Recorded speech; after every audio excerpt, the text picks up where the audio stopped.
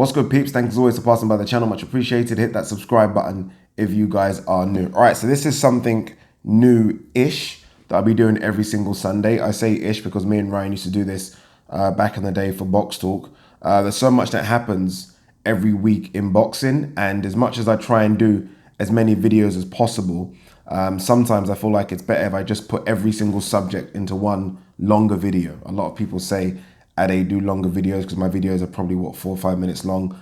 So this one might be, 20, 25 minutes. I don't know how long this is going to be for. But this is what we're going to do every single Sunday going forward now, where I just kind of pick out some of the headlines that might have been missed and go through some of the results as well, rather than doing a video for every single subject. There's no point me doing like 20 videos and those videos being like 2 minutes long.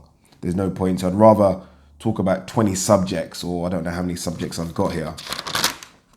10, 15 subjects and make one long video about them. All right, let's start with the results. I'm not going to touch on the Dillian Whyte, Eddie Hearn situation. I just feel like we know the situation now. We've done so many videos about it, not just myself. Hatman's done a few videos about it. Ultra's been tweeting mad about it. So there's no point me kind of going over all that again. Until we get more information, then yes. But for now, we know the situation. So let's leave that one for now. It's not, though, been a good week for Eddie Hearn. I think we know that. And I think it got compounded yesterday with Maurice Hooker losing. So just to go over some results as well yesterday very quickly. So Jose Ramirez stops Maurice Hooker in the 6th round. If you haven't seen that fight, it was a good fight. It was a very, very good fight. I did feel like the referee maybe should have jumped in a bit earlier. I know everyone's going to say that because of what's happened this week, and we'll talk about that in a minute with those 2 deaths, but I do feel like Maurice Hooker maybe shouldn't have got the last couple of punches. The referee is there to save the boxer, and I feel like maybe it should have been stopped a tad bit earlier. But well done to Jose Ramirez, good finish, good stoppage. He was the away fighter as well. Obviously takes Maurice Hooker's belt. He'll be looking now at that fight between Josh Taylor and Progress, which we're hearing, I think it's going to be heading to Scotland October 5th, I think. So he'll be looking to fight the winner of that and possibly make a clean sweep. Won't be easy. I think both of those guys, I think Progress is the best in the division. I think Ramirez is the second, Josh Taylor, then Hooker. So I think you've got 1 versus 3 over there. So it won't be easy for him regardless, but that's what he's going to be looking at. Tevin Farmer got the decision against Frenoir. Tevin Farmer's just a bit boring, isn't he? He's just a bit boring and he can't really punch. That's not his fault. I mean, he's winning, right? He's ticking all the boxes. But from an excitement level, an excitement standpoint, I don't know if he's winning over the fans. I mean, I heard some boos yesterday. In fact, I definitely heard boos yesterday. He needs that Gervonta Davis fight badly. I don't think it's a fight he'll win, but he just needs it in order to build up his fan base a bit. I just don't feel like he's really got the fans on his side yet. Look, it's a win nonetheless, but these are fights that people just easily forget. And I easily forgot that fight as soon as it finished. So again, Tevin Farmer got the win, but nothing exciting at all. And if you're Eddie Hearn watching that ringside, you're probably thinking, for fuck's sake, make this exciting. It just wasn't. Thank God he had the Hooker Ramirez fight after, which was exciting. Gervonta Davis obliterated Ricardo Nunez in 2. Tank's power is frightening. It really is frightening. We always talk about pound for pound. Pound for pound power, Tank is right up there. I mean, right up there with Deontay Wilder, right? His power looks like it decapitates you. I mean, literally just sends you senseless. It's fucking ferocious. I really, really want to see him versus Loma. I think Loma will beat him, but I think he has the power to put anyone to sleep, including Loma. If he catches Loma clean, I'm sorry, it's lights out. I mean, can he catch him clean is the question. I don't know. But he wants Tevin Farmer. He called out Tevin Farmer. It's a fight that I'd like to see just because of the build-up. I don't think the fight will be competitive, but the build-up will be interesting. I don't know if DAZN, I'm sure they can, but I don't know if DAZN will offer enough money for Tank to fight on DAZN. I don't know if Floyd Mayweather and everyone that represents Gervonta Davis will allow that to happen. So I think it's more easier for Showtime to offer Tevin Farmer money to fight on Showtime. Will that be a pay-per-view fight on Showtime? I'm not sure. I know they're trying to make, obviously, Tank a pay-per-view star. We want that to happen, or they want that to happen, sorry. So I wonder if Tevin Farmer will cross over. I think it's more likely for Tevin Farmer to cross over. It is a unification fight. So it will be interesting. The build-up will be spectacular, but the fight won't be. But there are a number of people calling out Tank. Leo Santa Cruz wants that fight. Gamboa, who beat Rocky Martinez, he wants that fight. He's called out Tank as well. So there is a queue to fight Tank. Of all those three fighters, Gamboa, Santa Cruz, and Tevin Farmer, if I had to put my money on who fights Tank next out of all those, Gamboa, easy. Gamboa, easy. It's just the easier fight to make. So expect Gamboa Tank next. All right, moving on to some news. Josh Warrington is back October the 12th. No venue or opponent confirmed. He obviously wants Oscar Valdez or Leo Santa Cruz. I don't think it's going to be either of those guys. Oscar Valdez was actually close to being made prior to the Kid Galahad fight. There was going to be a unification fight between him and Valdez. Josh Warrington was going to travel. That didn't happen. Obviously, he was going to be stripped, hence why he fought Kid Galahad. I don't know. I don't think it's going to be a big name. I don't think it's going to be a big name at all. It's going to be a voluntary. And look, you can't blame him if it's not a big name. And this guy's last three fights have been Lee Selby, Carl Frampton, and Kid Galahad. I mean, he can have an easy one. He can have a gimme. I'm not going to be too upset if he has a gimme. Shakur Stevenson called him out, said he'll travel to the UK. Josh Warrington said no, he wants, and he does want the big fight. Shakur Stevenson is a big fight, but he wants Valdez or Leo Santa Cruz. The problem is, Valdez isn't talking about him. Valdez is talking about Carl Frampton, and Leo Santa Cruz is talking about Gervonta Davis. This is what I said about Frank Warren. This is no dig at Frank Warren. I mentioned this in particular with Billy Joe Saunders as well. Can Frank Warren really deliver the big fights for his fighters? I'm not talking about a mandatory, because people might mention Anthony Kovalev. I'm talking about as a voluntary. I guess we'll soon find out if Josh Warrington gets what he wants. Again, he wants Valdez or Leo Santa Cruz. We'll see. By the way, he has to travel for them. I'm not trying to say Frank necessarily deliver those fights to the UK. Maybe. The First Direct Arena, it's a big venue. It'll be on BT Sports box office. But can he deliver them even if Josh Warrington travels? All right, Deontay Wilder is in the UK right now. I think he's doing some sort of tour. I think I saw some tour dates, very similar to what Tyson Fury recently done. He's obviously had sit-downs with BT Sports and I think Good Morning Britain. He's really doing the rounds. In a few interviews, he did say that Joshua quit. He said in his recent fight against Andy Ruiz, Joshua quit. He's not calling him a quitter, which he kind of is, but he thought Joshua quit in that 7th round. I said he did as well. I have to be honest with you. I know some people have given me stick, but I said Joshua didn't want to be there in that 7th round. I don't know. Is that quit? Is that someone deciding enough's enough? I'm not quite sure. I think with the dangers in boxing nowadays, which have been highlighted in the last sort of week or so, it's okay for a boxer to say enough's enough. It's okay, right? There shouldn't be that stigma with a boxer saying enough's enough. And I think Deontay Wilder is saying Joshua basically said to the referee through body language, enough's enough. He did also say, though, that fight can still happen. I don't know how interested I am in that fight right now, even when Joshua fights Ruiz. And if he can smash through Ruiz, then yeah, I'm back board. But right now, it's a fight that just has zero interest in my brain. I have absolutely no interest for Deontay Wilder versus Anthony Joshua. Talking about heavyweights, Kubrat Pulev is now back and free to fight. The California State Athletic Commission have lifted his ban for that incident he had with that female reporter. He is now free to fight. A lot of people are saying that he could possibly be a name for Tyson Fury. I doubt that. Remember, Tyson Fury is looking for an American to fight. Of those Americans, Charles Martin, by the way, is climbing up the list. It was supposed to be, or rumored to be, Trevor Bryan, but Charles Martin is inching closer to that fight against Tyson Fury. Interesting. Back to Kubrat Pulev. He's lodged an appeal with the IBF to block Anthony Joshua versus Andy Ruiz. He's saying that he is mandatory and he wants to fight Andy Ruiz before Andy Ruiz fights Anthony Joshua. So I wonder, and the IBF are very strict, by the way, I wonder if the IBF will strip Andy Ruiz. So the fight will happen with AJ, but it won't be for the IBF belt.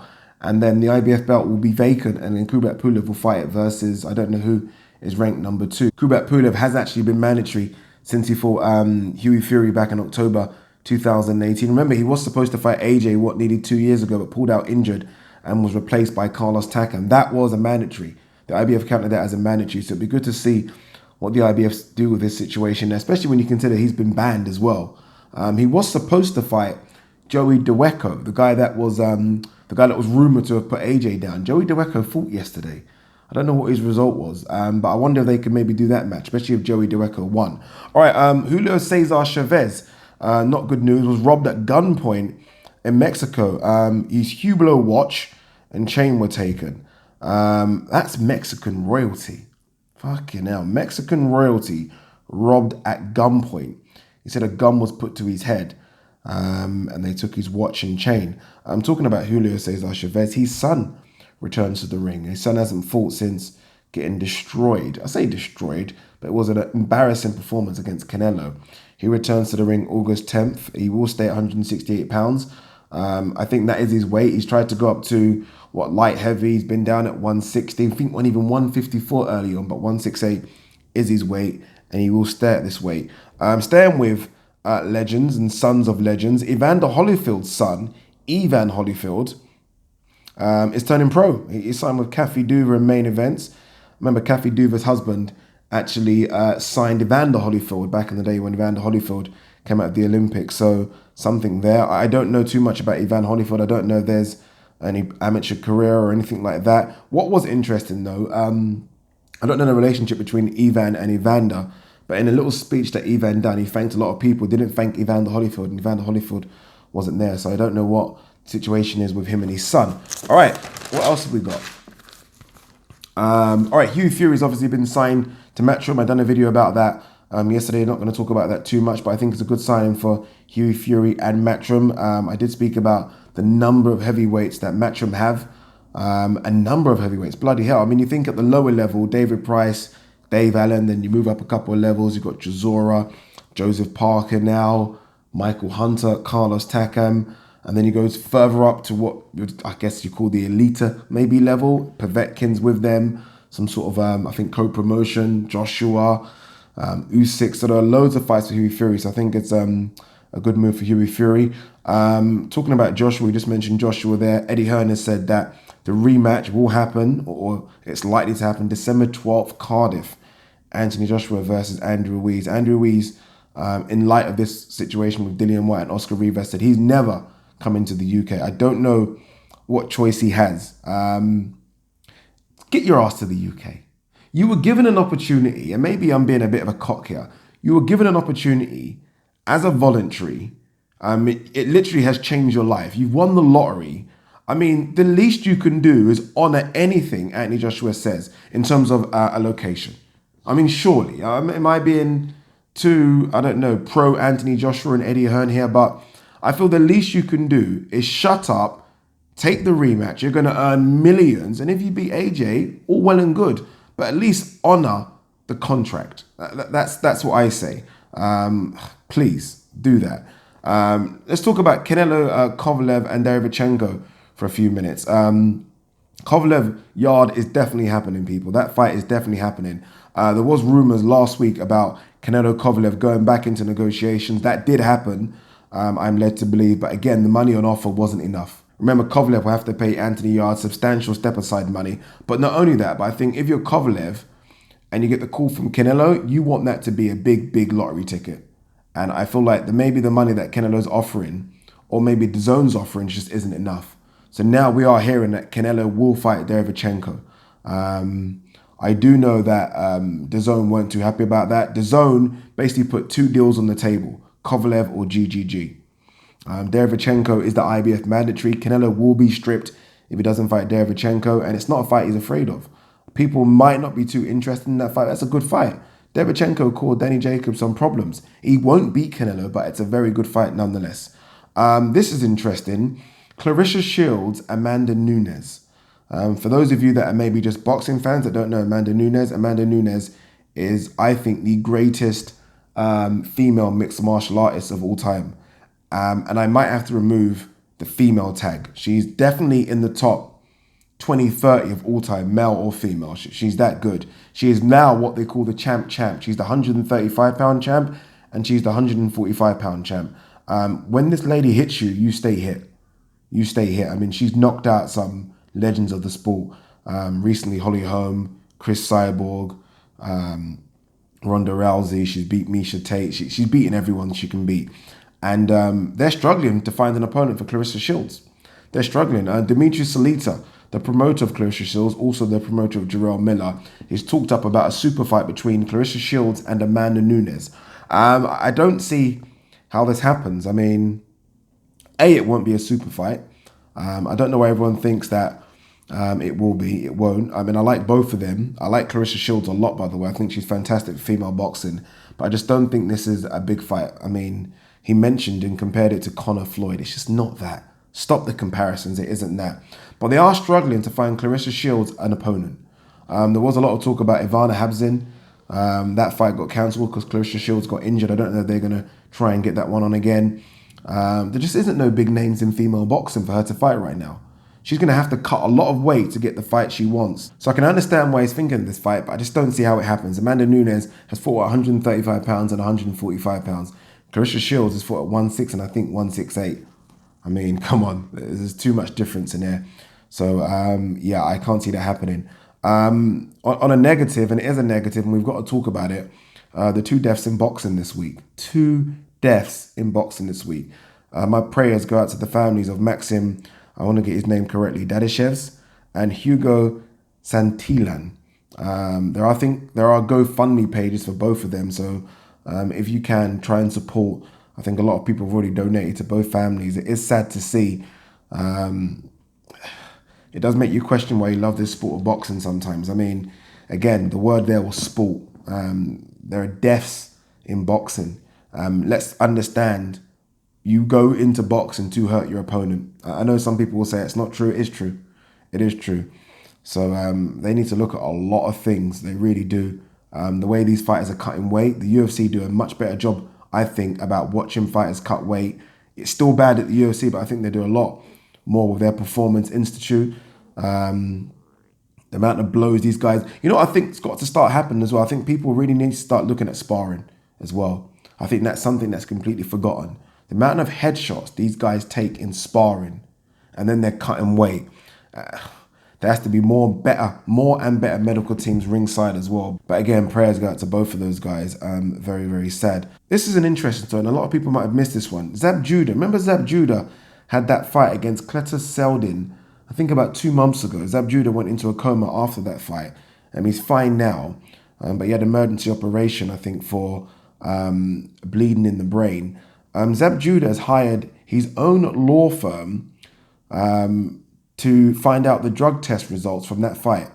Cletus Seldin has a history with performance-enhancing drugs, and a lot of rumours have been going around that he might have failed a drug test. The drug test results haven't come out, never come out, have almost disappeared. And Zab Judah has hired his own law firm to find out what happened and get these drug test results. I do wonder if this might be a thing going forward for a lot of boxers. But that'd be an interesting one. Finally, and we end on this one, Amir Khan. Amir Khan has said this, and I quote, "Fans have lost interest in the Kell Brook fight, and they only ask me about the Manny Pacquiao fight." No, they don't. Stop lying. They do not ask you about the Manny Pacquiao fight. They do not. Yes, I agree with the first statement. Fans might have lost interest in Brook fight. That's because of you. But don't lie and say they ask you about the Manny Pacquiao fight. They do not. They do not. Stop it. Stop lying. All right, that's my news. Yeah, guys, what do you think? Leave a comment below. Peace.